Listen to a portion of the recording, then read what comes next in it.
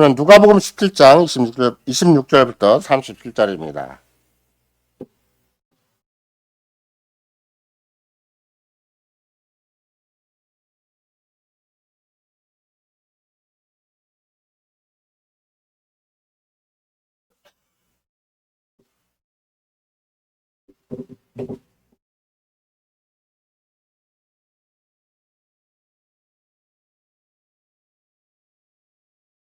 노아의 때에 된 것과 같이 인자의 때에도 그러하리라. 노아가 방주가 들어가던 날까지 사람들이 먹고 마시고 장가들고 시집가더니 홍수가 나서 저희를 다 멸하였으며, 또 롯의 때와 같으니 사람들이 먹고 마시고 사고 팔고 심고 집을 짓더니 롯이 소돔에서 나가던 날에 하늘로서 불과 유황이 비오듯 하여 저희를 멸하였느니라. 인자에 나타난 날에도 이러하리라. 그날에 만일 사람이 지붕 위에 있고 그 세간이 집안에 있으며 그것을 가지러 내려오지 말 것이요, 밭에 있는 자도 이와 같이 뒤로 돌이키지 말 것이니라. 롯의 철을 생각하라. 그리고 자기 목숨을 보존하고자 하는 자는 잃을 것이요 잃는 자는 살리리라. 내가 너희에게 이르노니 그 밤에 두 남자가 한 자리에 누워 있으며 하나는 데려감으로 당하고 하나는 버려둠을 당할 것이요, 두 여자가 함께 매를 갈고 있음에 하나는 데려감을 당하고 하나는 버려둠을 당할 것이니라. 저희가 대답하여 가로되 주여 어디 오니까 가라사대 죽음 있는 곳에는 독수리가 모이느니라 하시니라. 그리스도의 사랑하는 성도 여러분, 우리는 지난주 창세기 6장을 살펴보았다고 한다면 오늘은 누가복음 17장 26절 이하에서 또 동일한 말씀을 볼 수 있습니다. 다시 반복해보면 노아의 때에 든 것과 같이 인자의 때에도 그러하리라. 노아가 방주에 들어가는 날까지 사람들이 먹고 마시고 장가들고 시집가더니 홍수가 나서 저희를 다 멸하였으며, 또 롯의 때와 같으니 이제 사람들이 먹고 마시고 사고 팔고 심고 집을 짓더니 소돔에게서 나가던 날에 하늘로서 불과 유황이 비오듯 하여 저희를 멸하였느니라. 인자에 나타나느라도 이러하리라. 노아 당대 창세기의 기록에 의한다면 그 당대 사람들이 어떻게 살았는가를 자세히 얘기하진 않아요. 다만 결론적으로 그 사람들의 생각과 마음의 계획이 모두 악할 뿐임을 보았다. 그리고 그들의 난 아들이 큰 용사가 되어서 힘의 철학, 힘의 어떤 강한 원리로만 세상을 살아갔다. 나중에 여러분이 이제 바벨탑 사건을 이제 11장에서 발표한다면 그들이 궁극적으로 이룬 세계가 무엇인가, 이제 하나님 없는, 하나님을 대적하는 바벨탑 건설이었다. 이렇게 이제 얼마만큼은 가름해 나갈 수가 있죠. 근데 오늘의 특별히 노아의 때에 된 것과 같이 인자의 때에도 그러하리라, 이렇게 주님이 친히 말씀하셔서 노아의 때를 다시 한번 조명할 수 있도록 노아의 때 시대적인 성격이나 그 사람들의 일반적인 삶의 태도를, 또 삶의 성격을 다시 한번 충분히 돌아보도록 하신 것이죠. 노아의 때 무슨 일이 일어났는가 보면 이제 막상 주님이 말씀하신 것을 한다면 별일이 안 일어났어요. 일상적으로 누구나 살던 삶의 모습일 뿐이지, 정말로 그 사람들이 막 얼마나 그 시대에는 아무리 그 강포와 포악이 있었다, 그렇게 무서운 폭력적인 사실들이 그 세대를 충분히 특징 지을 만큼이 됐다 한다 할지라도 실제적인 대부분의 삶의 그 시대 사람들의 삶은 그냥 먹고 마시고 장가들고 시집갔다, 이런 정도인 것이죠. 그렇다고 해서 여러분과 내가 그러면 노아 시대가 그렇게 무섭게 심판을 당했으니까 먹고 마신 걸 중지하고 금식해야 되는 것인가, 아니면 절대 장가가거나 시집가지도 말고 막 현실을 잘 버텨내야 되는 것인가, 이런 건 아니죠. 예를 들면 노아 때도 그랬고 롯의 때도 그랬는데, 또 롯의 때 덧붙여진 게 뭐냐면 사고 팔고 집을 지었다는 거잖아요. 이게 좀 더 산업적인 성격 또는 어떤 건축적인 성격이 하나 더 보편진 것인데, 산업구조의 사회에서 여러분과 내가 예나 지금이나 사고 파는 것은 특히 정상적인 일이잖아요. 어쨌든 시장 경제를 중심으로 해서 서로 가격이 형성이 되고, 그렇게 해서 어쨌든 약간의 그 불이한 어떤 매점 매석도 있을 수가 있고, 또 의외로 오늘날 현대 사회까지 막 주가가 폭락되는 이유 중에 하나가 또 약간의 자기들끼리 직상에서 여러 가지 작전을 쓰는 경우도 있어서 우리나라 대통령 부인도 거기에 지금 걸려가지고 지금 언젠가 또 수사를 받을 내용이 있잖아요. 그러니까 또 심는다는 내용이 하나가 있는데, 나무를 심든지 채소를 심든지 오늘날처럼 이렇게 정원수를 가꾼다는 말이 아니라 그냥 농경 생활이라고 할까, 그 산업 생활의 또 하나의 면모가 직접 제3차 산업인 사고 팔고도 있겠지만 또 물물 교환의 형태도 있겠지만 더 중요한 건 그냥 일상적으로 농경 사회를 이루어서 그야말로 생존 생활을 잘 지져 나가는 일을 하는 것이죠. 거기다가 이제 의식주를 생각을 해보면 집을 짓는다는 것도 구태여 뭐 우리가 부동산 투자를 한다는 얘기가 아니라 그냥 사람이 사는 가장 생존의 기본 조건, 생활의 기본 조건을 그냥 충당해 나가는 거예요. 그러니까 노아 시대라고 해서 별게 있었는가? 현상적으로는 별게 없었다는 거예요. 다 똑같이 다 먹고 마시고 시집가고 장가가고 심지어 로세 때라 한다 할지라도 사고 팔고 집 짓는 게 전부였다. 외형적으로는 그게 전부였다는 것이죠. 이게 평상적인 생활을 실은 주님이 더 정확하게 그 시대 상황을 알 텐데 주님이 그 무엇보다도 그 시대적인 성격을 뭐 충분히 파악할 텐데 주님이 지적하신 것은 그들의 죄악을 지적한 건 아니에요. 오히려 일상의 삶을 지적한 것이죠. 인자에 나타난 나라도 이러하리라 그랬으니까 그러면 금방도 말씀드린 것처럼 막 행여라도 심판을 의식을 하고 종말을 의식을 하면 먹거나 마시지 않고 금식하고 굶고 있어야 되는 것인가? 또 시집가고 장가는 하지 말고 그냥 멈추고 마지막 날만 기다려야 되는 것인가? 우리나라도 과거에 그런 경우가 있었죠. 또 뭐 일본이나 전 세계적으로 그런 경우가 참 많이 있었는데 날짜를 정해놓고 진짜 뭐 스트로플 정읍 지역인가? 이쪽에 부안 지역인가는 몰라도 창고에다가 스토프를 많이 싸놓고 라면 많이 싸놓고 막 그런 적도 있어요. 언제 종말이 오기 때문에 그때 진짜 필요한 것은 스토프를 필요하고 또 라면이 필요하다 그래가지고 뭐 어느 일시적으로 아마 마트에 라면이 없어지고 막 그런 소비품이 없어진 경우도 없잖아 있었죠. 우리나라도 멀지 않은 과거에 있었어요. 그렇게 준비를 해야 되는 것인가? 그런 식으로 역사의 종말이 오는 것이고 그런 식으로 심판이 오는 것인가? 그걸 주님이 말씀하신 것인가? 이런 것이죠. 노아의 때 사람들이 홍수가 나서 그날까지 먹고 마시고 장가들고 시집하더니 홍수가 나서 다 멸하지 않았느냐. 이렇게 주님은 그냥 이렇게 말씀하실 뿐이에요. 예수님이 어느 날 어느 때 오실지 모르니까 그날까지는 먹고 마시고 시집가고 장가가는 일을 주로 했다. 그러니까 늘 사람들이 하는 일은 뭔가 먹고 마시는 일, 생존의 기본적인 걸 채우는 일, 그 다음에 그나마라도 조금 더 이제 뭐 종족을 위해서 또 아니면 이것이 행복이기도 하고 이것이 삶의 목표이기도 하고 자식들을 낳아가지고 시집가고 장가 보내는 일이 또 그 보통 사람들이 가지는 최선의 어떤 가치와 목표가 되는 것이죠. 이거는 인류 역사 이래 생존의 기본적인 활동이에요. 노아의 때라고 해서 현저하게 정말로 그 시대만큼은 여호와 하나님이 도무지 참을 수 없을 정도로 천하가 다 폭력으로 가득 찼고 천하가 다 악으로 죄악으로 가득 찼는가? 꼭 그런 건 아니에요.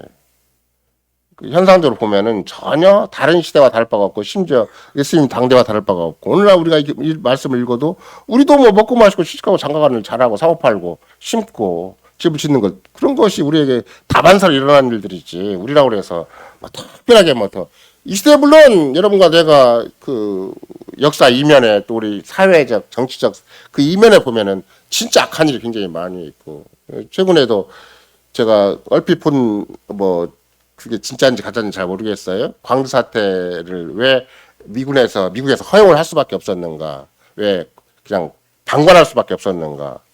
그 미군 비행장에 핵시설이 있었다는 거예요. 그러니까 잘못하면 핵시설이 건드려지기 때문에 미국 그 핵심 정치 관계자들도 그걸 방관할 수밖에 없을 때 왜냐하면 계속해서 그 소요가 확산되기만 하면 군사 시설까지 이제 점령이 되는 것이고 그런 정보가 있었기 때문에 그렇기도 한다.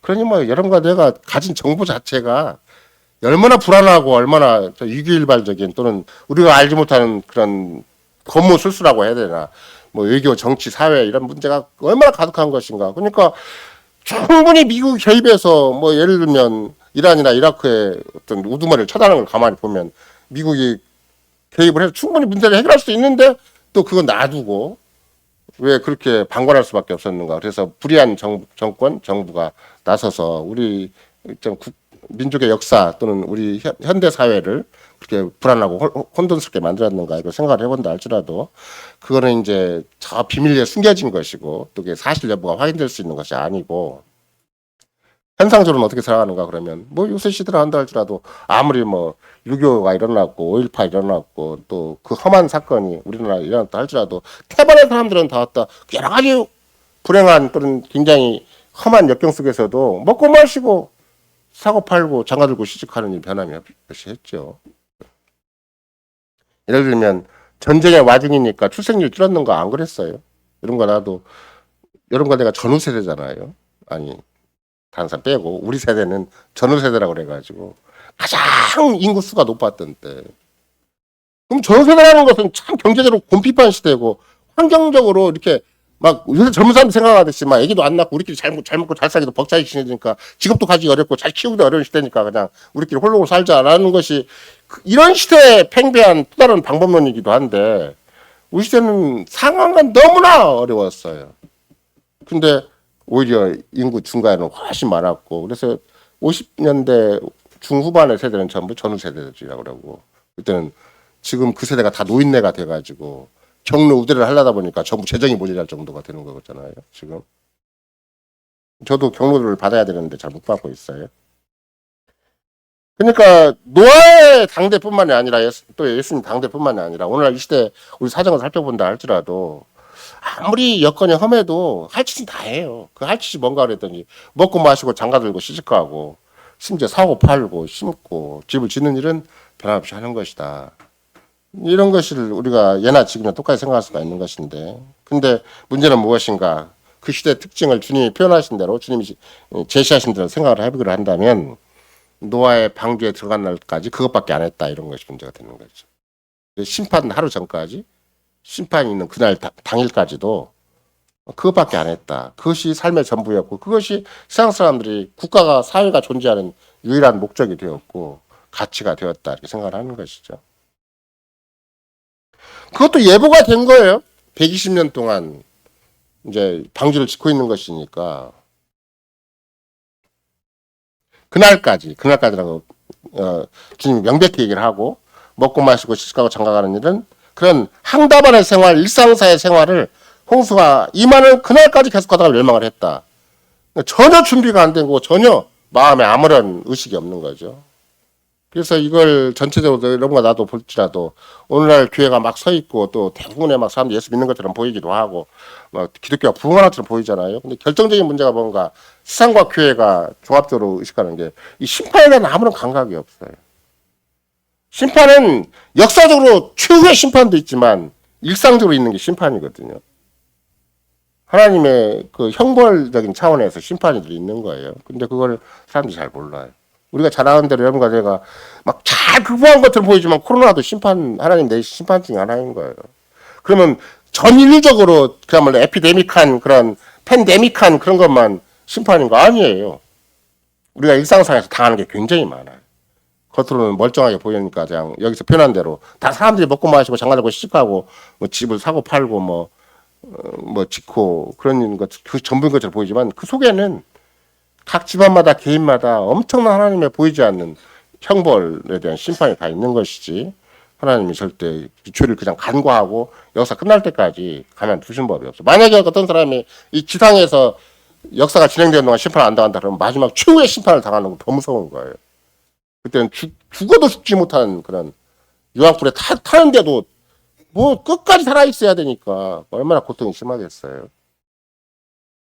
따라서 주께서 이 말씀을 하신 일을 보면은 사람들의 악함이 어떤 것인가 노아의 방주에 들어가기까지 하나님의 자녀인데도 하나님의 아들들인데도 그들이 눈앞에 보이는 세상적인 일에 집착하다 보니까 자기 설정한 삶의 가치와 목표가 있었거든요.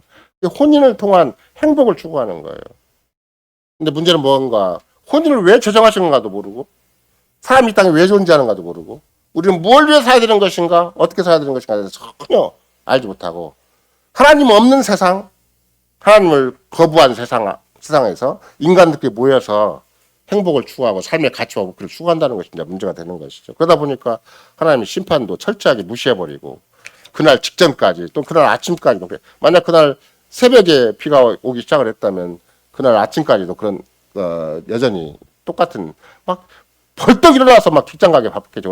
우리식 같으면 오늘 심판당할지도 모르고 막 직장 가고 뭐 어디 가고 막 아니요 막 시집장가 가는 결혼식이 앞에 있었으면 막 결혼 준비하러 또 막 나갔을 것이고. 따라서 이 말씀을 주께서 친히 예수님 당대 사람들에게 1차적으로 하신 이유는 무엇인가? 분명히 120년이라는 한 데드라인을 정해주셨죠. 마지막 그 세상의 한계선을 정해주시고 거룩한 심판을 내리실 것을 분명히 말씀하셨음에도 불구하고 다가올 심판에 대해서 핑계할 수 없게 하신 거예요. 아무리 현실이 그럴듯하게 조금만 더 가면 아파트 당첨되고 조금만 더 들어가면 입주하고 조금만 더 들어가면 좀 좋은 직장 취직하고 조금만 더 지나가면 자기 새끼들 장가도 들고 시집가면 괜찮게 좀 뭔가 인생이 펴지겠다고 생각을 하겠지만 하나님이 준비하신 것은 심판이라는 무서운 현실이기 때문에 너무나 우리가 추구한 그냥 안일부사한 현실 앞에서 하나님 앞에서 아무런 마음의 준비도 없고 감각도 없다는 것이 문제가 되는 것이죠. 사회 전반적인 기조라고 할까, 그 당시에 시대적인 성격 전체가 하나님의 심판을 초래할 수밖에 없는, 하나님의 심판을 자초한 그런 위험천만한 시대임에도 불구하고 사람들은 먹고 마시고 시집가고 장가가는 일 외에는 전혀 하나님에 대해 의식도 하지 않고 하나님의 심판에 대해서는 더군다나 철저하게 무시를 해버렸다, 이렇게 되는 거겠죠. 그걸 똑같은 맥락에서 여러분들이 베드로 후서를 보면 2장 5절과 6절인데 베드로 후서 2장 5절과 6절을 다시 보면 또 구체로 설명을 해요. 베드로 사도가 옛 세상을 용서치 아니하시고 오직 의를 전파하는 노아와 그 일곱 신구를 보존하시고 경건치 아니한 자들의 세상에 홍수를 내리셨으며 소돔과 고모라 성을 멸망하기로 정하여 죄가 되게 하사 후세에 경건치 아니한 자들에게 본을 삼으셨으며 무법한 자의 음란한 행실을 인하여 고통하는 의로운 롯을 건지셨으니 이 의인이 저희 중에 거하여 날마다 그 불법한 행실을 보고 들으므로 그 의로운 심령을 상하니라, 이렇게 얘기를 하죠. 이건 이제 롯의 경우를 이제 후반부는 강조를 한 것인데 롯이 아브람과 같이 있다가 갑자기 소돔과 고모라가 그게 에덴 동산 같고 그것이 애굽 땅과 같아서 자기가 그쪽 물이 넉넉한, 제가 말하면 뭐 충분히 산업 병행이 가능하고 먹고 살 생존의 조건이 풍부한 쪽으로 삶의 거처를 옮겼어요. 문제는 아브라함과 같이 있는 것이 오늘날식으로 얘기한다면 아브라함의 목사가 되는 것이고 아브라함 교회 안에 같이 있는 것인데 자가 출교를 해가지고 그냥 세상에서 살아간 것이죠. 세상적인 가능성을 향해서 그냥 뛰어나간 거예요. 우리가 잘 아는 대로 롯의 부인 같은 경우만 하더라도 결국은 뒤돌아보다가 소금 기둥이 됐다는 그런 역사적 사실이 기록되어 있는 만큼 롯이 거기에 살아가지고 어떤 효과를 냈는가 그러면 자기 집안 식구도 하나도 못 건졌어요. 자기 부인도 못 건졌잖아요. 아무리 두 딸하고 같이 천신만고 그때 도망을 했다 한다 할지라도 나중에 보면 교회에 큰 해악을 끼치는 모압과 암몬 조상이 될 수밖에 없었잖아요.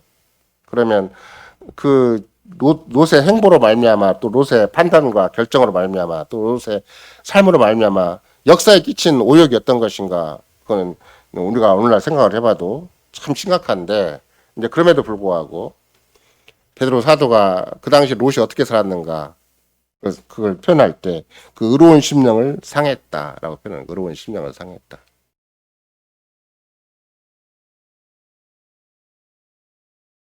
우리말로는 그냥 상했다 정도예요. 근데 롯이 여러분도 그 헬라어 원문을 살펴보거나 영어 본을 보면 영어에 특별히 톨먼트라는 영어 단어예요. T-O-R-M-E-N-T. 이건 적당히 상한 게 아니에요. 그냥 속이 상해도 팍 상한 거예요. 그냥 너무 고통스러운 거예요. 나는 하루하루 사는 게 고통스러운 거예요. 그게 마치 여러분과 내가 행여라도 사업을 하는 사람이 있다면 행여라도 그런 일을 하다 보면 사건건이 다 불이가 안 걸린 게 없고 사건건 정상적으로 드는 사회가 아니에요. 이 사회가. 롯도 소돔과 고모라에 가서 겉으로 보기에는 굉장히 경제적인 조건이 열심히 노력만 하면 성공할 것 같은 그런 여건이었지만 뭐 보통 불의가 그 안에 깊이 구조적인 악으로 남아있는 것인가 이런 것들에 대해서는 롯이 어느 만큼 속상했는가 그러니까 그냥 자기 그 영혼 자체가 자기 정신 자체가 자기 그냥 속 마음 자체가 굉장히 고통스러웠다. 토널먼트 이제 고통을 당했다라는 것이 되는 거거든요. 그럼에도 불구하고 그걸 못 벗어나고 있었어요. 그냥 우리 같으면 그 정도 됐으면 빨리 회개하고 아브라함에 들어갔으면 좋을 것 같은데 삶의 조건이 안 놔줘요. 세상 배후에 마귀가 있기 때문에 절대 한 번 세상으로 가면 안 놔줘요 우리를. 그 세상 조건에 내 인생을 걸 수밖에 없고 우리 운명을 걸 수밖에 없는 상황으로 자꾸 밀어버려죠. 그러면 거기에 막 마음이 애타고 전전긍긍할 뿐이지 흔쾌하게 못 벗어나요. 그러니까 로또 웬만하면 그렇게까지 의로운 심령을 상했다면 그 불법한 현실을 뭐 얼마나 경험을 하고 내가 이 세상에서 이렇게 사는 것이 정말로 이 합당한 인생인가 싶어서 그것도 그냥 적당한 인생이 아니고 아브라함과 함께 그 정말로 그 언약적인 삶, 그 복된 삶, 세상에는 둘도 없는 삶을 아브라함과 살다가 하필이면 경제적인 문제가 부딪히니까 먹고 사는 문제가 부딪히니까 차라리 이것이 더 낫지 않을까 생각을 해가지고 교회를 떠나온 건데 근데 주님이 다시 그 시대를 평가할 때 롯의 심정에 대해서 별로 크게 말씀하시지 않고 그럼 베드로 사도가 얘기한 것이지 지금 친히 말씀하신 것은 뭐 노아 시대와 똑같다. 사람들이 먹고 마시고 시집가고 장가가고 사고 팔고 집을 짓고 이건 노아 당대에도 아니 롯의 당대에도 롯이 한 일이 그거다. 롯이 날마다 막 의로운 심령 하면서도 자꾸 자기 전심을 키워서 하는 건 그거밖에 없어요. 오늘날 얘기한다면 교회와 관계되어서 주님과 관계되어서 또 내 삶의 어떤 이유와 목적에 대해서 내 삶의 가장 중요한 어떤 뜻에 의해서는 전 생각할 여지가 없고 혼신에 그냥 머리부터 발끝까지 전심을 부려서 먹고 마시고 시집가고 장가가고 그리고 사고 팔고 짓고 심고 집을 짓는 일에 그냥 소진이 돼버리는 거예요. 소진이 돼버려. 그래서 마귀가 여러분과 나를 속이는 전형적인 방식이 눈에 보이는 현실에 삶이 다 탕진되게 만드는 거예요. 소모되게 만들고. 그래서 옛날에도 제가 한번 그런 말씀 드린 적이 있었는데, 제가 뭐 그런 영화를 찾아서 보지는 않지만, 람보 같은, 그때 람보 2가 3인가는 잘 모르겠는데, 옛날에는 그런 영화가 유행을 했었어요. 그래서 고속버스를 타고 오면, 진짜 영화를 보여줬어요. 한 서울 전주까지 한 3시간 정도 걸리잖아요. 그러면 충분히 영화를 한두 편을 볼 수가 있는 거거든요. 근데 람보 2라는 영화를 보다가 이제 람보가 직접 뭐 그때 태국인가 어딘가 오지에 파견이 되죠. 그러니까 처음 영접한 그 또 비밀 요원들이 있을 거 아니에요. 그래서 람보한테 물어봐요. 내 이름이 무엇이냐? What's your name? 이렇게 물어보니까 나는 송호프입니다. 이렇게 대답을 해요. 본인이 나는 송호프입니다. 나중에 보니까 람보의 독특한 역량이 이제 헐리우드식의 어떤 역량을 발휘하고 영웅적인 삶을 통해서 다시 돌아오긴 했지만 그 삶 전체 과정은 그냥 미국에서도 버려버린 인생이고 그냥 미국이 자기의 문제를 타개할 정치적인 문제 미국 정부에서 풀 수 없는 문제를 람보를 하나 집어넣고 그냥 람보가 살든지 죽든지 그냥 그 문제를 해결하도록 그러니까 람보 자신이 표현할 때 나는 송호프입니다라고 I am commodity라는 말을 써요. 그러니까 이런 거 나도 그 람보가 아니라도 나도 모르게 주님이 나를 하나님의 형상으로 이 땅에 정말 통치의 중보자로 아니면 통치의 대리자로 문화적인 사명을 통해서 우리에게 보냈는데 그냥 어쩌다 보니까 먹고 사는 길에 막 매달리다가 일을 끝내버리고 마는 거예요. 그러니까 그 험한 세상 현장에서 하나님 없이 하나님의 아무런 성경적인 원리도 없고 하나님의 보호하심도 없고 하나님의 인도하심도 없이 그 먹고 사는 삶의 현장에 막 삶이 전체가 소모돼 버리는 거예요. 소모품 인생을 사는 것이죠. 삶의 가치나 보람이 진짜 하나님 앞에서 회복되는 게 아니에요. 나도 모르게 그냥 세상에 빠져서 세상에 풍진에 섞여서 그냥 먼지와 똑같이 재와 똑같이 인생이 사라져 버리는 것이죠. 이제 그런 맥락에서 주께서는 특별히 그 부분을 강조하셨다. 우리가 이 땅에 존재하는 진정한 이유가 무엇인가? 한 시대가 존재하고 사회가 존재한다면 또 인류의 공동체가 존재한다면 공동체가 존재하는 진정한 이유와 목적은 어디 있는가? 하나님께 특별히 하나님의 형상으로 사람을 두셨을 텐데 궁극적으로 사람이 하나님의 형상을 따라 도대체 무슨 일을 해야 되고 어떤 삶의 가치를 위해서 살아야 되고 우리는 어디로 와서 어디로 가는 것인가? 또 절대적인 명제는 우리가 누구에게 속한 자인가? 세상에 속한 자인가? 나 자신에게 속한 자인가? 아니면 주님에게 속한 자인가? 이런 걸 충분히 분별해 보도록 한 것이죠. 실제적으로 여러분과 내가 하이델베르크 기름답 제1문답에 의한다면 나는 살았으나 죽었으나 몸과 영혼의 유일한 이론은 무엇입니까? 말은 이론으로 시작을 했어요. 유일한 이론은 무엇입니까? 몸과 영혼의 유일한 이론은 무엇입니까? 그랬는데 첫 번째 문장의 답은 뭐예요? 나의 소속은 어디인가? 그거예요. 나는 신실하신 구주에게 속한 것입니다. 난 나의 것이 아닙니다. 가장 고약한 게 뭐예요?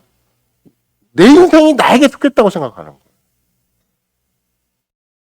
그거 가장, 물론 본인이 능력이 많고 뭔가 큰 업적을 이루고 큰 경영을 이뤘다면 내가 나에 속해 있다 그러면 내 산업체가 있고 내 경영체가 있어서 또 내가 거느리는 세계가 있어서 나는 나에게 속해 있다 그런 것이 꼭 마치 루이 14세가 짐이 곧 국가다라고 얘기할 만큼 된다면 좋겠죠. 근데 가장 힘없는 거예요. 또 짐이 국가인 만큼 뭐 단두대 있어도 금방 사라져 버리잖아요. 그냥 그 혁명이 일어나 버리니까 속수무책이 돼 버리듯이 절대 가치가 없는 것에 자기 소속감을 두고 직장이 내 삶의 진정한 정체성을 확인해 주는 곳인가.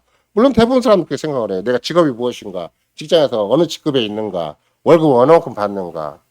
그것이 자기 정체성을 자기 소속감을 증명하니까 막 무슨 웬만한 기업체나 웬만한 공무원 사회에 들어가면 다 명찰 타고 막 여기다가 자기 그런 대인 관계를 위해서도 있겠지만 그 책상 앞에 있는 명패 하나 때문에 아니면 뭐 세상 사람들이 인정해주는 명함 하나 때문에 자기 인생 사는 사람이 참 많잖아요. 그럼 진짜 자기는 누구에 속해 있는가 그러면 하나님과는 아무 상관이 없죠. 난 나에게 속해 있다. 근데 그것이 넌 네 것이 아니다라는 것을 기본적으로 고백하는 게 하늘의 기름답 제1문답이잖아요. 난 나의 것이 아니다. 난 내가 내 인생의 주인도 아니고 내가 내 인생의 왕도 아니다. 나는 오직 그리스도에게 속해 있다. 이런 것이 이제 우리 가장 기본적인 신앙 고백인 것이죠. 노아 당대 특별히 뭐 살피기 전에라 한다 할지라도 나중에 이제 그 롯의 경우만 좀 더 아브라함과 관계 속에서 살펴보면 아브라함이 기도를 하잖아요. 우리가 잘 아는 대로 한다면 처음에 45명의 의인, 40명의 의인, 또 30명, 20명, 나중에 급기야 10여 명의 의인까지 나가죠. 그러니까 롯 당대에도 종합적으로 생각을 해보면 10명의 의인이 없어서 그 사회가 심판을 받는 거구나.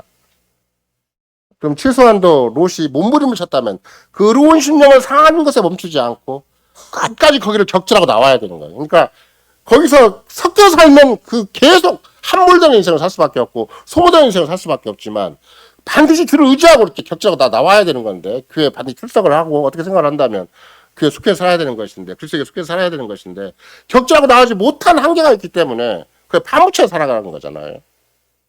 의로운 심령을 상했는데 심령을 상한 것이 뭘 건지지는 못했어요. 자기 부인도 자기 자식도 건지지는 못했어요. 뭐 사위는 그 소돔과 고모라의 풍토에서 얻은 사유이기 때문에 더 악한 짓을 했으니까. 그러니까 그런 맥락을 생각을 해본다면 의로운 심령을 상한 정도 갖고 문제점을 의식하는 정도 갖고는 안 되는 거구나. 정말 주님의 보호 아래 주님의 속해 있는 존재로서 살아가는 게 굉장히 중요한 것이기 때문에 이런 거 나도 오늘날 그리스도인인 것이 아무것도 아닌 것이 아니라 진정한 나의 소속감을 얘기하는 거고 진정한 정체성을 얘기하는 거고 그게 진짜 내가 내밀 수 있는 명함이 있다면 영적인 명함이 있다면 그걸 내밀어야 되는 것이지 어떤 걸 내밀어도 우리는 진짜 나의 소속 내가 속한 진짜가 아니라는 것이죠. 그러면 120년 동안 예를 들면 노아 당대 때만 하더라도 120년 동안 전혀 아무런 경고가 없었는가? 아니면 에녹을 통해서 경고를 하셨어요. 에녹을 통해서 충분히 경고를 하셨죠.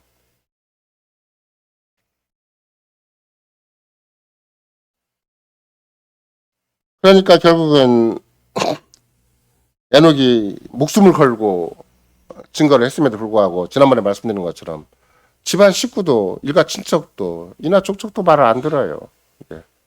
노아 당대만 본다 할지라도 사돈네도 팔촌네도 아무도 반응이 없잖아요. 노아 직계도 있을 텐데 노아 직계도 형님 아우들도 아무도 얘기를 안 듣고 아무도 말을 안 듣죠. 그러니까 노아만 미친놈이 된 거죠. 그러면 노아만 미친놈이 됐겠는가? 에녹도 미친놈이 된 거예요. 이 멀건 대낮에 무슨 하나님의 심판을 선언하는가 싶어서. 그러니까 주께서는 노아가 죽게 생겼으니까 아예 죽음을 보지 않도록 무덤을 절대 발견할 수 없도록 철저하게 보호하신 것이 하늘로 데려가셨다는 말을 모세가 쓴 거죠.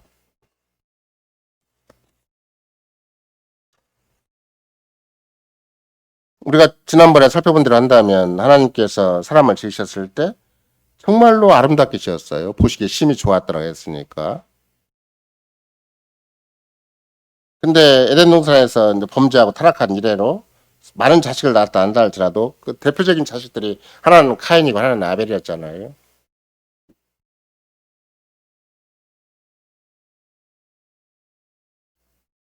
근데 그때도 결정적인 문제는 뭐였는가 그러면 실은 하나님이 계시하신 하나님이 책망하신 것에 대해서 거부했다는 것이 카인의 특징이잖아요. 하나님이 말씀하시고 하나님이 계시하시고 하나님 뜻을 보이신 것에 대해서 카인이 정면으로 거부를 해요. 하나님 오늘날 우리 세태를 바라본다 할지라도 뭐 심판을 전혀 무서워하지 않는다. 심판에 대한 아무런 감각이 없다도 문제가 되겠지만 더 근원적으로 들어가면 하나님이 평가하시고 하나님이 말씀하시고 하나님이 계시하신 것에 대해서 사람들이 별로 개의치 않아요. 내 인생에 대한 말씀이고 이 시대에 대한 말씀이고 하나님의 크신 격려에 대한 말씀인데도 그걸 크게 주의하지 않고 오히려 그걸 적극 거부하죠. 뭐 내 인생에 무슨 불행이 있겠어? 내 가정에 무슨 불행이 있겠어? 그 생각을 해요. 이 시대에 무슨 그런 험한 일이 있겠어? 그러니까 심판도 거부하는 거지만 하나님이 그 개인에 대한 책망도 거부하는 것이고 개인에 대한 평가도 철저히 거부하는 것이다. 근데 그런 것이 진짜 대적에 아주 심각한 분이 되는 것이죠.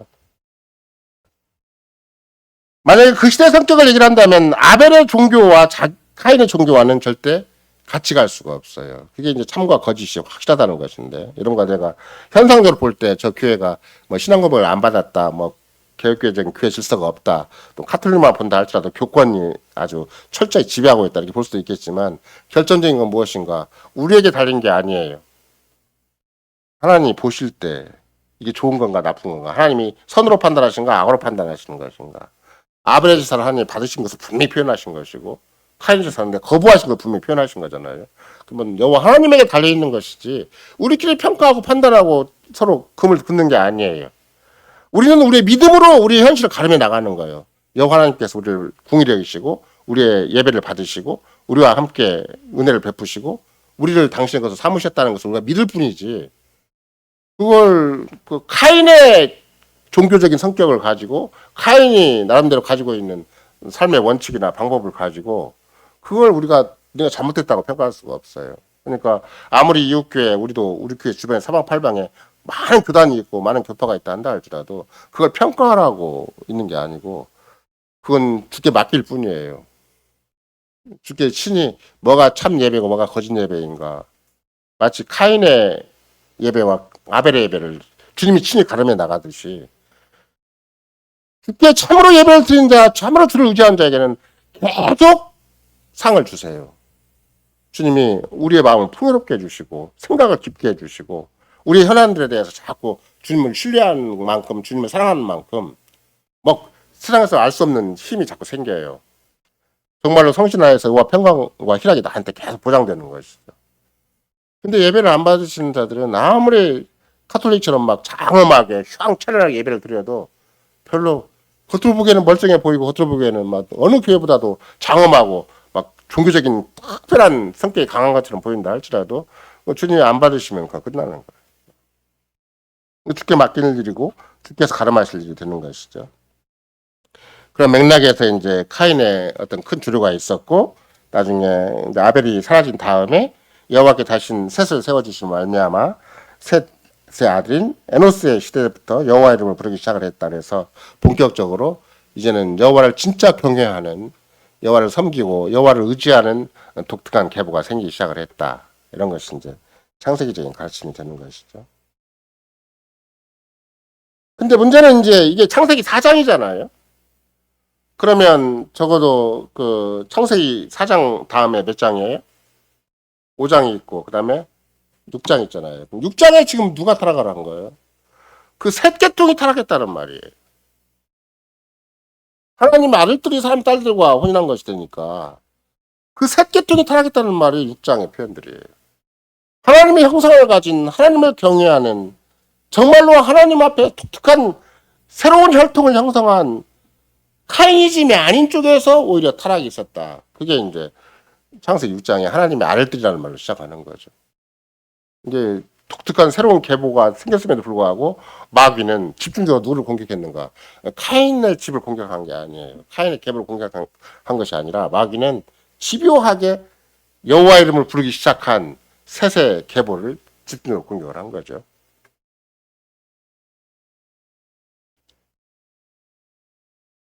그러니까 사회가 이제 점점 더 어떤 시대를 따라서 역사적으로 흘러가고 할 때 어떤 일이 생겼는가 그랬더니 가정 혼인에 이제 진짜 문제가 생긴 거죠. 주께서 신이 말씀하시기를 장가들고 시집가는 일이 생겼어요. 근데 장가들고 시집가는 것이 왜 시집가고 장가가서 한 가정을 이뤄야 되는가에 대한 성경적 가르침을 놓쳐버렸어요. 내가 이 땅에 왜 살아야 되는가 싶은가에 대해서 창세기 1장에 관한 소명을 놓쳐버렸고, 다시 창세기 2장에 의해서 왜 시집가고 장가가야 되는가, 왜 하나님은 혼인제도를 정해주셨고 우리와 하여금 가정을 형성하게 했는가, 부부를 관계가 되게 했는가를 계시를 놓쳐버린 거죠. 놓쳐버린 결과가 어떻게 됐는가 그랬더니 그냥 자기가 알아서 자기 좋은 대로 자기 눈에 합당한 대로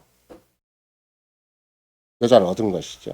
여기도 보면 하나님의 아들들이 사람의 딸들의 아름다운 걸 보고 자기들이 좋아하는 모든 자로 아는 사람들. 기준이 뭘로 바뀌었어요? 하나님 보시기에 좋은 대로가 아니에요. 자기가 좋은 대로, 내가 좋은 대로.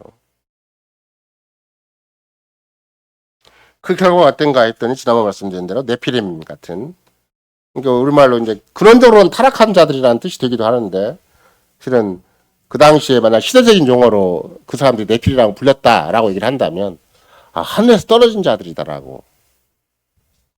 얼마나 용사였고 얼마나 훌륭한 사람들이었는지 다 하나님의 아들들하고 사람의 딸도 결혼하더니 자식이 훌륭한 자식이 난 거예요. 심말로 하면은 내노라는 자식이 되는 거예요. 명한 자식 때문에 막 부모가 얼굴을 들 정도로.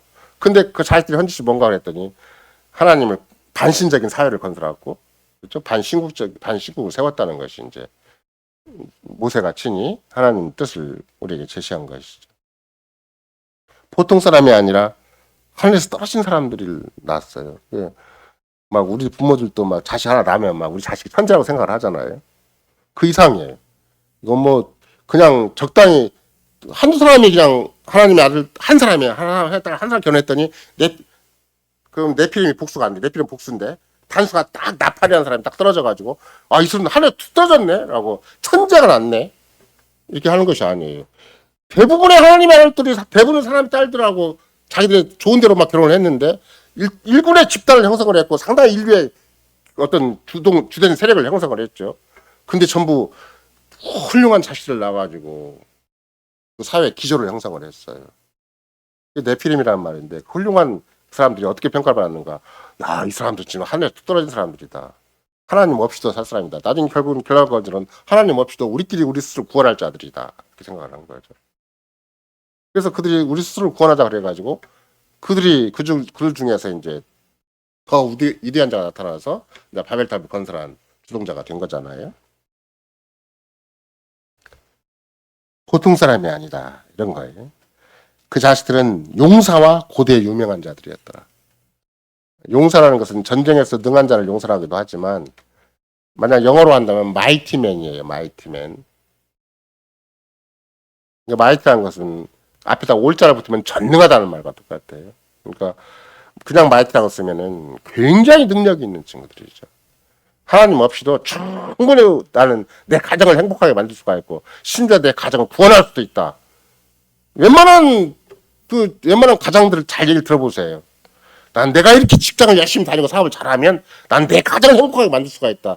여인을 자기가 유혹을 할 때도 여인과 관계를 맺을 때 그렇게 변하잖아요. 난 당신만큼은 행복하게 만들 수가 있어. 그 얘기를 하잖아요. 그러면 자기가 구세주가 되는 거예요. 자기 부인에 대해서는.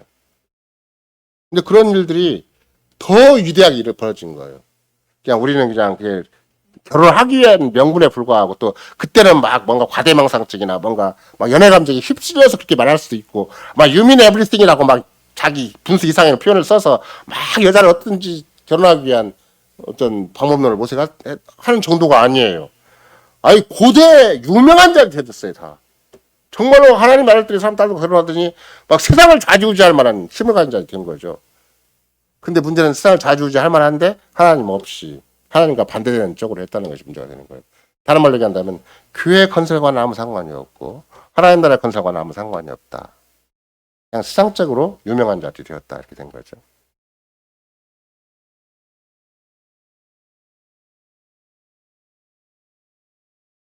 결정적인 문제를 주님이 평가하실 때 혼인을 잘못했다라고 평가하시는 거예요. 혼인을 잘못했다. 혼인이 뭔지를 몰랐다. 부모와 자식이 살아가는 최소한의 근거가 없어져 버렸다.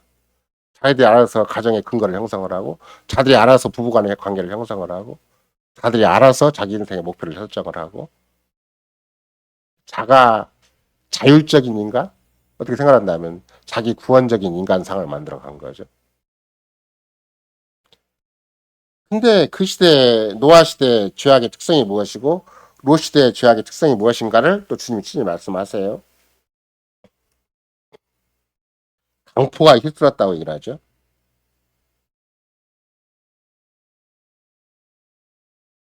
겉으로 보기에는 굉장히 합리적으로 세상이 움직인 것처럼 보여요. 열심히 일하는 사람에게 월급 많이 주고 공부 열심히 하는 사람에게 일단 좋은 자리 마련해 주는 것처럼 진정한 사랑이라고 해서 막 부부간에 애쓰는 사람들에게 행복이 주어지는 것처럼 겉으로 보기에는 멀쩡한 사회가 이루어지는 것처럼 보여요. 근데 그 이면에는 온갖 비참이, 온갖 불의가, 온갖 폭력이 다 이루어지는 것이죠. 어떤 사회라 한다 할지라도 정의로운 사회, 정말 자비로운 사회가 이루어지는 게 아니에요. 결정적인 때는 그냥 자기 눈앞에 있는 이권 때문에, 눈앞에 있는 권력 때문에 철저하게 상대를 진압해버리고, 모른다 해버리고, 그래서 결국은 공의가 땅에 떨어지는 자비가 찾아볼래야 찾아볼 수가 없는 사회가 되는 것이죠. 당대 노아가 시대에 심판받을 수밖에 없는 게 혼인의 잘못으로 말미암아 자식을 어떻게 키웠는가. 이 세상에서 살아남는 그냥 살아남는 것이 아니라 세상을 충분히 주도할 만한 용사로 유명한 자로 키우긴 키웠지만 그들의 삶의 철학은 무엇인가. 나한테 걸리면 나를 반대한 자는 철저하게 숙청해버리는 것이죠. 그래서 우리나라 역사 속에도 그런 경우가 참 많아요. 자기 권력에 방해가 된다거나 자기 직장의 승진에 방해가 된다거나 행여라도 자기가 행복을 얻는데 방해가 된다 그러면 부인도 잘라버리고 자식도 잘라버려요. 심지어 남편도 잘라버리고 내 행복에 장애가 된다 그러면 부인도 잘라버리고 자식도 잘라버려요. 요새는 비일비재예요. 우리 주변에. 우리 가정에 그런 일이 없었으면 좋겠다 했는데 생겨요 또. 내 행복에 내 안정에 조금 걸리면 사람 잘라버려요. 그러면 국가적인 차원에서나 사회적인 차원에서도 누가 내 권력에 함부로 작용을 일으킨다 그러면 막 떼죽음을 시켜서라도 없애버리는 것이죠. 자기말들을. 그래서 그런 사회가 종합적인 평가를 주님이 평가하실 때는 강포가 있는 사회가 되었다. 폭력이 난무하는 사회가 되었다. 정의가 땅에 떨어진 시가 되었고 자비를 찾아볼래야 자비를 찾아볼 수 없는 사회가 되었다. 이런 것이죠. 그 첫 번째 증상이 강포라는 거예요. 노아시대 성격이 강포다. 정의를 짓밟아 버리는 거예요. 공의가 땅에 떨어지는 것이죠. 폭력이 힘이 정의가 돼요. 힘이 정의가 되는 거예요. 힘 앞에서는 정의가 속수무책이 되는 거죠. 여러분과 나도 지금이야 이제 뭐 보험회사가 많이 개발되기도 하고 또 그런 건수마다 다 시뮬레이션을 통해서 책임의 소재를 퍼센트로 나누기도 하지만 옛날에는 우리가 보험을 잘 들지 못할 때 자동차 사고 나면 어떻게 해요? 큰 소리 치는 사람이 이기는 거잖아요. 그리고 막 누군가 막 또 경찰 관계된 사람들 동원시키기도 하고 뭐 누구 고급 공무원도 관계시키면 막 이름을 대기도 하고 그러면 거기에 꼼짝 못하고 질 수밖에 없어요. 요새는 그 시뮬레이션 자체를 통해서 객관적으로 서로 퍼센티지로 어느 만큼은 잘못 가름하기도 하지만, 따라서 힘을 가지고 정당한 능력을 대신하는 사회, 힘의 논리를 가지고 자기 현실을 갈무리하는 사회가 되어버리고 말았다, 이런 거죠. 그래서 이제 주께서는 친히 모세를 통해서 우리에게 표현한 바는 강포가 땅을 패격케 한다, 표현을 쓴 거예요.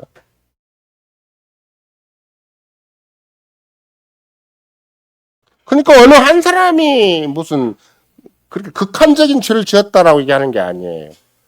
그 사회에 보이지 않는 그 성격이 하나님 없이 살아가다 보니까, 또 하나님의 계시를 무시하고 살다 보니까, 하나님의 아들들이 자기 정체성을 상실하고 살다 보니까 결국은 남은 건 의지한 게 뭔가 자기 힘을 의지할 수밖에 없고, 무리의 힘을 의지할 수밖에 없고, 사회 보편 다수가 가지는 성격이 하나님의 계시, 하나님 말씀, 하나님의 살아계심과 하나님 통치하심을 거부해버리고 우리의 집단적인 이익을 위해서 살자, 이렇게 되는 것이죠. 나중에 여러분들이 이제 기독교 윤리라는 과목을 배우다 보면은 기독교 윤리에서 가장 1차적으로 거론되는 게 공리주의라는 거잖아요. J.S.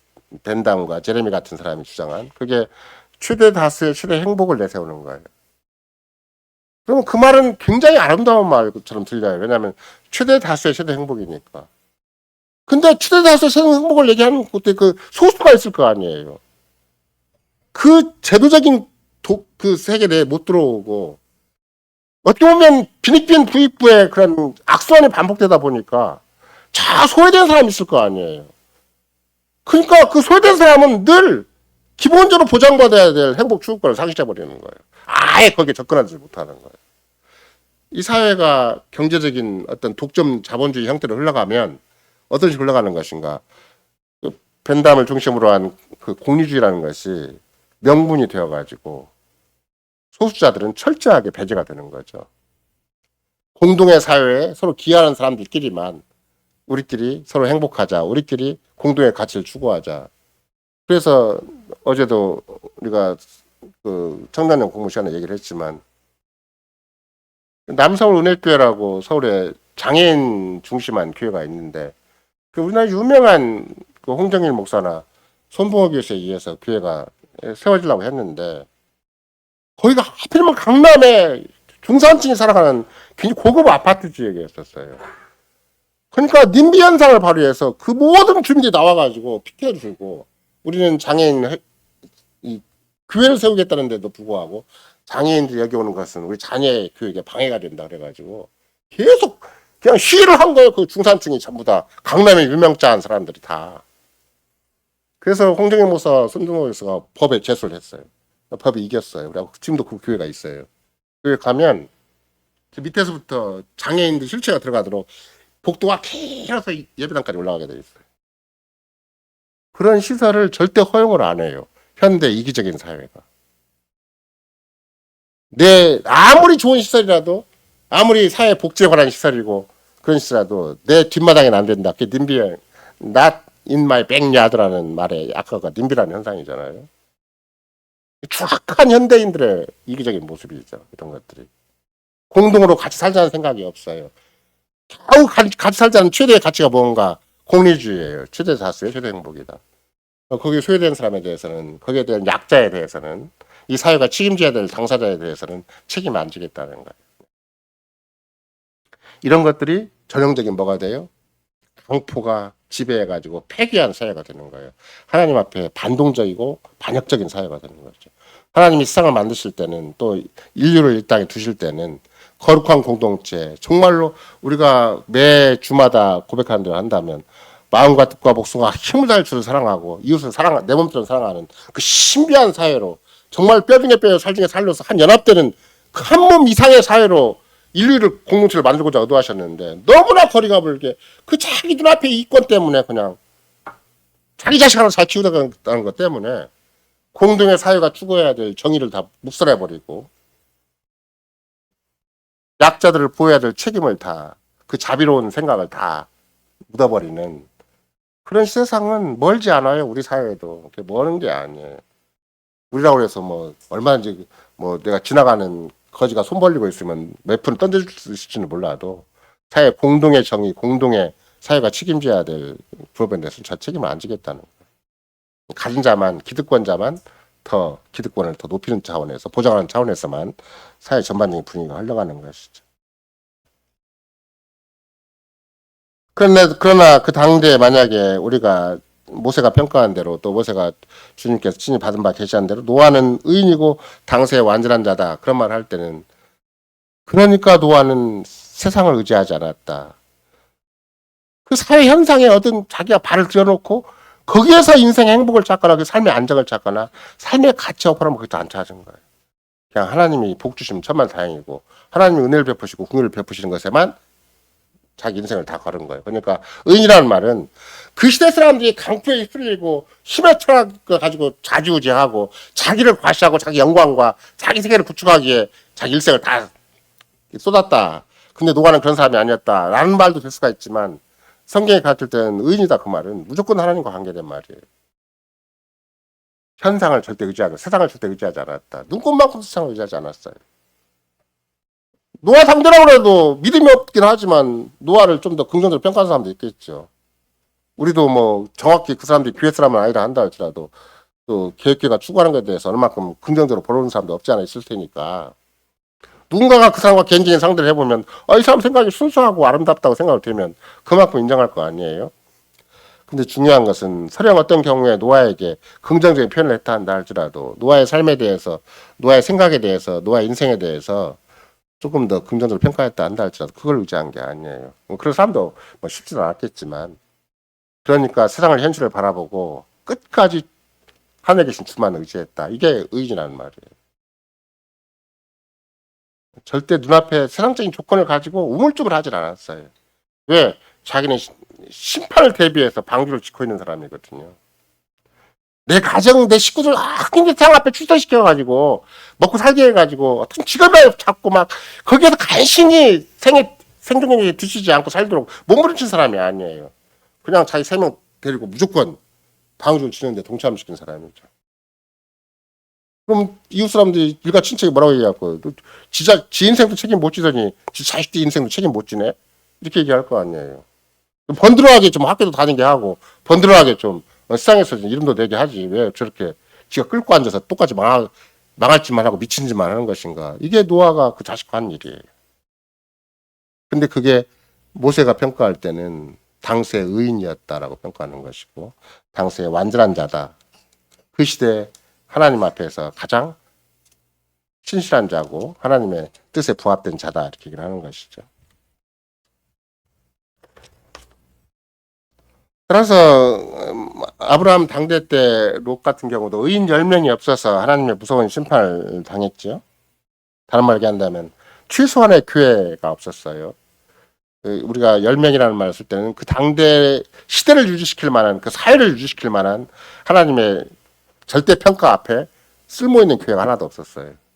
아브라함 집안 가족은 안 됐다는 것이죠.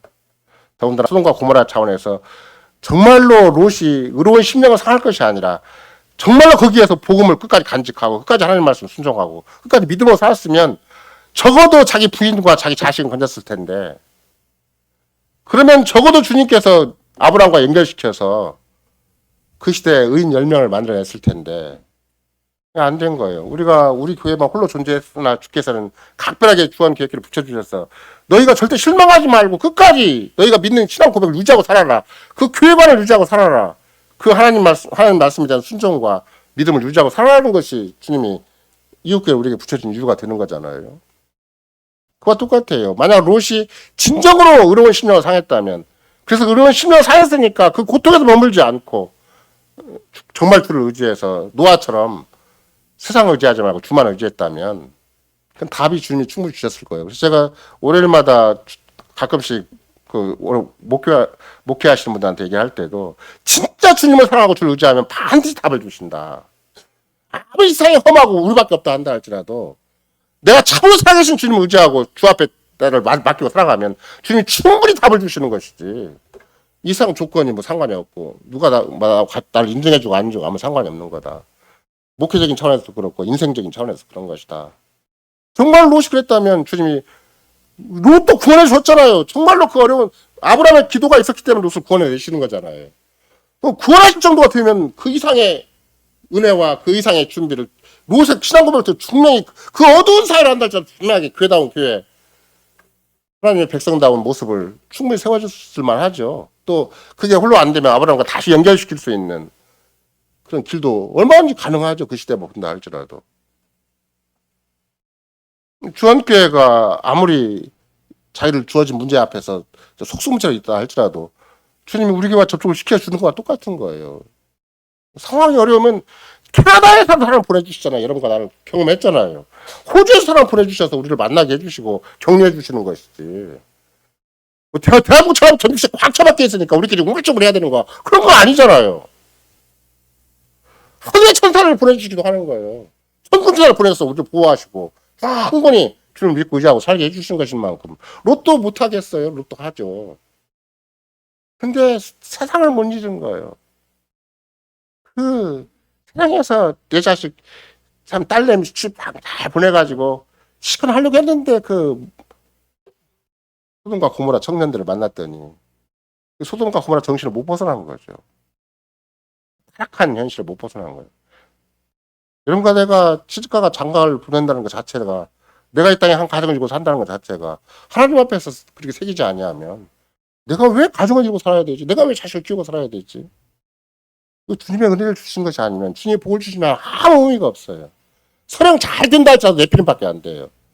용사가 된다 한다 할지라도 반신국적이고 반신적인 삶의 일가견이 있는 사람이 될 뿐이지 주님 옆에 인정받는 적어도 이 시대와 사회를 연장시키고 존재케 하는 진정한 가치와 목적이 주님이 교회를 통해서 세상에 그 어떤 존재 여부를 가름해 나가시기 때문에 그런데도 불구하고 이렇게 반신국적이고 반신적인 그런 세계를 한다 할지라도 생존의 기본 방식에 의해서 유지가 되는 것이다. 이게 주님이 보이신 거예요. 근데 평생 하는 일, 온 집안이 남녀가 부부가 돼서 하는 일, 부부가 자식 낳아서까지라도 하는 일이 뭔가 먹고 마시고 장가 들고 시집 가고 사고 팔고 집 짓고 의식주에 관계된 일밖에 안 한다.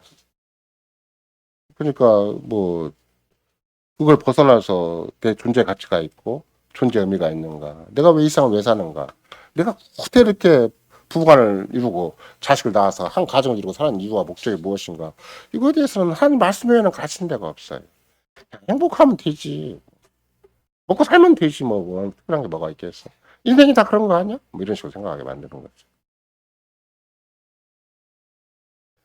따라서 구원받은 백성이라고 할 때는 실은 주께서 이미 이런 그런 노아 당대나 또는 롯 당대를 주께서 친히 말씀하실 때는 그 당대 유대인 사회에 대해서 1차적으로 말씀하시는 거잖아요. 유대인 사회가 구약 교회 마지막 부분이죠.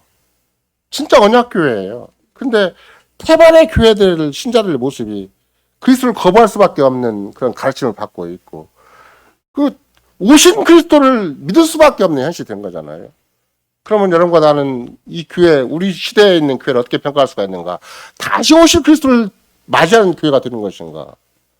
또는 하늘보좌 앞에 계신 그리스도를 정말 믿고 의지하는 교회가 되는 것인가? 이게 중요한 문제예요. 지금도 교회를 다니고 뭐 신자도 산다고 하면서 하늘보좌 앞에 계신 그리스도를 안 믿으면 그럼 죽으신 그리스도 안 믿는 것이고 부활하신 그리스도 안 믿는 것이고 다시 오실 그리스도도 안 믿는 것이죠. 하늘보좌 앞에 계신 주님이 하늘과 땅의 권세를 가지시고 우리의 사건건마다 일일이 의미를 밝혀주시고 그 존재 우리 주변 환경이 왜 이렇게 형성되어 있는 것인가 우리에게 왜 이렇게 뭐 세상과 똑같은 어떻게든 본다면 세상과 못한 여건이 주어져 있는가 이런 것이라 한다 할지라도 하늘밖에 문답 질문답에 한다면 어떤 악이라도 합력하여 선을 이루신다. 머리카락 하나도 땅에 떨어지지 않는 독특한 방식으로 우리 끝까지 보호하시고 보존하신다. 이런 믿음을 생기게 하시는 것이 중요한 것이지. 우리는 머리카락은커녕 머리에다가 파마 이상의 막 더 화려한 뭐 뭘 다 달고 막 색칠을 하고 온몸을 막 금은 보석으로 막 치장을 하고 그렇게 해서 삶의 가치가 생기는 것인가? 아니에요. 우리의 잠재의식 하나라도 꿈속에 있는 느낌 하나라도 생각과 마음 하나라도 주님이 계속 어떻게 보호해 주시는가, 어떻게 가르쳐 주시는 것인가, 어떻게 인도해 주시는가가 중요한 것이지. 내가 막 금은 보석을 차고 막 세상에서 내놓으라는 명함을 내밀고 막 큰 집과 자동차를 굴리고 살면 그게 성공한 인생인가? 그건 심판만 남아있을 뿐이에요. 그러니까 그런 맥락에서 우리는 세상에 대해서 함부로 마음을 거기다 이렇게 딱 정하거나 거기에 의지하지 말고 모처럼 당세 완전한 자고 인이라고 하는 것처럼 주만 바라고 주만 의지하는 것, 제 말씀과 약속만 의지하는 것. 정말로 주님이 이 땅에 그나마라도 가시적으로 우리에게 보이게 하신 교회 안에서 성실하게 살아가는 것이 얼마나 중요한 것인가. 그런 맥락에서 주님이 친히 말씀하실 때 그냥 물론 우리가 그 말씀을 다시 해석할 때는 역사의 중국까지 이렇게 이런 시대 풍조가 흘러갈 것이라고 얘기를 했지만 1차적으로는 예수님 당대 언약교회가 곧 예수님이 곧 십자가 죽으시고 이제 이 말씀을 하신 예수님이 곧바로 얼마 안 돼서 돌아가시잖아요. 그러면 한 세대가 다 같이 오기 전에 그 세대 안에 심판이 와요. 무서운 심판이 와요. 그걸 주님이 보이신 거예요. 이 세대도 노아 당대처럼 아무 느낌이 없는, 아무 감각이 없는, 아무런 분별력이 없는, 영적 의식이 전혀 없는, 하나님 앞에 그렇게 언약을 배반해놓고 하나님과 그렇게 하나님 적극 대적을 해놓고 하나님 말씀을 그렇게 무시해놓고 그래서 눈앞에 그들을 살리기 위해서 보내신 예수까지도 거부하고 죽이는 그런 현실까지 가는 그 세대를 향해서 너희도 노아 당대와 똑같다. 너희도 롯 당대와 똑같다. 그 직전 심판 직전 날까지 아무 생각 없이 산다. 그러면 당대 뭐 우리가 사는 이 시대도 마찬가지고 노아 당대도 마찬가지고 롯 당대도 마찬가지겠지만 특별히 그 시대에 있어서 얼마나 발세인들이 노력을 많이 하고 사는 한해서 공회에 와서 공회원들이 막 집중적으로 그 민족을 위해서 헌신적으로 살고 또 사두개인들은 막 그들의 종교적인 전통에 따라서 얼마나 그 민족을 안에서 자기들의 거들먹을 피우며 살았겠어요. 수많은 목사들이 있고 수많은 교회들이 있고 그 안에 속한 사람들이 막 큰 교회를 이루면서 휘황찬란하게 카톨릭과 더불어서 자기 위세를 자랑하고 있다 한다 할지라도 진짜 언약에 신실한가? 진짜 하나님 앞에서 하나님 인정할 만한 것인가? 그들의 예배를 받으시는가? 그들의 신앙 고백을 받으시는 것인가? 이런 걸 생각을 해보면 이 시대도 위험천만한 시대구나. 내가 내 개인이라도 내 가정이라도 보호받을 수 있는 세대가 아니구나. 이런 걸 충분히 느끼면 여러분과 나라도 주만 의지하고 주만 바라봐야 되는 것이고 주의 말씀과 그 약속만 바라봐야 되는 것이지 절대 세상의 조건을 의지하면 안 돼. 세상이 나한테 좋은 조건을 주어서 부동산도 성공하게 만들고 뭐 직업도 성공하게 만들고 설령 어떤 경우에 그 자체가 세상 사람과 버금가는 세상 사람과 이상가는 어떤 산업의 어떤 상당한 성공을 이뤘다 한다 할지라도 그거 의지하면 절대 안 돼요. 예를 들면 이렇게 주원교회가 우리한테 온다 그러면 내 집안을 어떻게 공개해서라도 자꾸 그분들 잘 모셔야 되겠다고 준비하는 게 더 중요한 것이지 내 집 잘 지어가지고 내 혼자 잘 먹고 잘 사는 게 중요한 게 아니에요. 내 혼자 행복하게 우리 부부끼리 행복하게 살자. 그게 중요한 게 아니라 주님의 교회를 어떻게 잘 키워나가고 주님이 이 시대에 주님이 요구하신 우리의 시대적 소명을 이렇게 감당할 수 있을 것인가. 그럼 나라도 어떻게 내 부부만큼 헌신해야 되겠다. 나라도 내가 있는 것 없는 거 내놓고 주님을 위해 살아야 되겠다고 하는 것이 바람직하지. 내 행복, 내 가정, 내 인생 이렇게 아무 의미가 없어요. 그렇게 해봤자. 주님이 나한테 요구하실 때 내가 마땅히 할 일을 해야 되고 그러면 나는 얼마든지 거기에 대한 소망이 또 생기는 것이고 주님의 상급이 있고 의의 멸류관 생명의 모양이 내 것이라는 것을 확인할 수가 있는 것이지 그게 눈앞에 보이는 세상사에 막 매여있고 인생사에 매여있으면 그게 의외로 그게 마취적인 것이 돼요. 의외로 그게 마귀적인 것이 되어가지고 마취적이나 마귀적이나 비슷한 말이에요. 그래서 우리는 그런 맥락에서 당대 언약 백성이 어느 만큼 참 몇 년 안 남았잖아요. AD 70년이니까 지금 예수님이 십자가에 달려 돌아가신 것이 29년 30년이면 AD 70년이면 그 다음 세대 그 자기 나이 많은 분은 그 세대 안에 그걸 목격할 것이고 아니면 그 다음 세대는 분명하게 한참 젊을 때 먹고 살만할 때 내 자식이니까 이제 인생이 이제 뭔가 세상을 향해서 뭔가 나는 예수 믿는 사람이고 나는 교회 다니는 사람이지만 교회 다니는 사람이라도 이제 세상을 향해서 이렇게 명함을 내밀 수가 있다. 근데 딱 출마할 때 딱 망해버리는. 그러면 주님이 역사의 종말만 그렇게 하시냐고. 안 그래요. 이런 거 내 인생도 마찬가지고 내 가정의 인생도 가정의 역사도 마찬가지인 거예요. 내가 오늘 나에게 주어진 주님 앞에 소명이 있고 오늘 하나님 나라 의를 구하지 아니하면 나도 모르게 세상이 망할 때 같이 망해버릴 수가 있고 세상은 겉으로 보기에 안 망하는 것처럼 보여요. 그러나 주님 보이지 않는 형벌에 대한 심판을 내리실 때가 있으니까 세상과 같이 정죄를 받을 때가 있는 거예요. 그러니까 이런 거 나는 기도할 때 뭐라고 기도하는 거예요. 내가 세상과 함께 똑같이 정죄받고 심판받기보다는 이 생에서 고생하게 해주십시오. 이 생에서 내가 주님의 시험과 연단을 받게 해달라고 하는 게 기업의 기도문이에요. 똑같이 망하는 것보다. 그것도 멀쩡해 보여요. 굉장히 그 성공할 것처럼 보이고 행복할 것처럼 보여요. 근데 폭삭 망해버려요. 어느 순간에 망해버려요.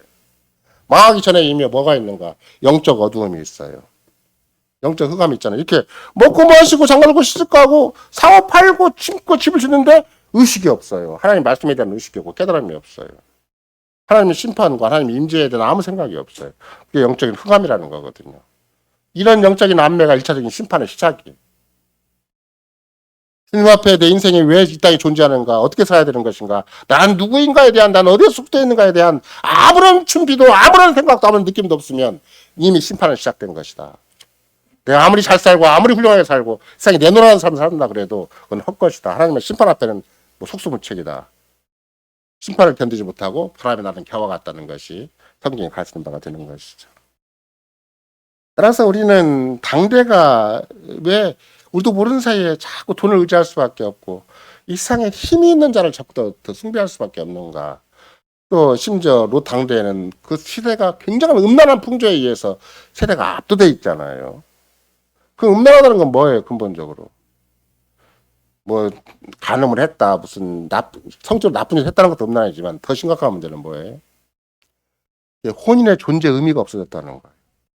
가정의 존재 의미가 없어지고, 그렇죠? 그리스도 안에서 하나가 되는 그 진짜 참 중요한 목적이 상실됐다는 거예요. 왜 그리스도 안에서 뼈 중에 뼈가 가지고 살 중에 살이 되는 이러한 인류 공동체에 대한 소망이 아예 없어졌다는 거예요. 그냥 싹 지워져 버렸어요. 자기들의 감각적인 만족 때문에, 현상적인 자기들의 그런 음란한 그런 생각 때문에. 그러니까 혼인의 존재의 의미와 가치를 모르려고 원리가 없어졌다는 것 때문에 그 사회가 얼마만큼 위험천만한 사회인가를 주님이 끝까지 보이신 것이죠. 뭐밖에 없어요. 겉으로 보기에는 먹고 마시고 시집가고 장가가고 겉으로 보기엔 잘한 것 같아요. 아무 문제 없는 것 같아요. 사고 팔고 집을 짓고 하는 것이 아무런 문제가 없는 것 같은데 실제적인 것은 뭔가 보이지 않게 강포가 지배를 했고 보이지 않게 음란이 지배를 했다. 결국은 구약 전체를 본다면 음란이 뭐예요? 그게 우상숭배예요. 하나님 외에 다른 신을 많이 섬기는 거예요. 잡신이 많아요. 자기도 신이 돼요. 자기 집도 자식도 신이 돼요. 자기 남편과 아내도 신이 돼요. 남편 때문에 아내 때문에 자기 때는 꼼짝도 못해요. 내 행복 때문에 내 경제적인 문제 때문에 그 의상문화를 못 벗어나요. 그걸 음란이라 그래요. 그러면 그 궁극적으로 하나님 이 땅에 가정제도를 내시고 혼인제도를 내신 목적이 사라지는 것이고 인류 공동체를 의도하신 큰 창조의 원리, 창조의 목적이 다 사라지는 것이기 때문에 그런 맥락에서 그런 거 나는 이 시대 안에서 그런 악한 풍조, 하나님의 심판을 자초할 수밖에 없는 풍조, 우리도 모르게 삶의 가치와 목적을 상실한 시대, 가정의 존재의 의의와 그 원리와 목표를 상실한 시대 앞에서 우리는 어떻게 살아야 되는 것인가. 이걸 주께서 친히 오늘의 말씀으로 이렇게 가르치신 바가 되는 것이고 이런 것들로 하여금 끊임없이 일상과 근본적인 차원을 달리해서 근본적으로 발육을 해서 근본적으로 세상과 격절을 해서 우리가 진정한 삶의 가치와 목표가 되어 있는가, 진정한 가족 존재의 의의가 되어 있는가, 진정으로 난 누구에 속해 있고 어디를 위해서 누구를 위해 살아야 되는 것인가를 현망해 보이는 말씀이 이 교훈에 있습니다. 아멘.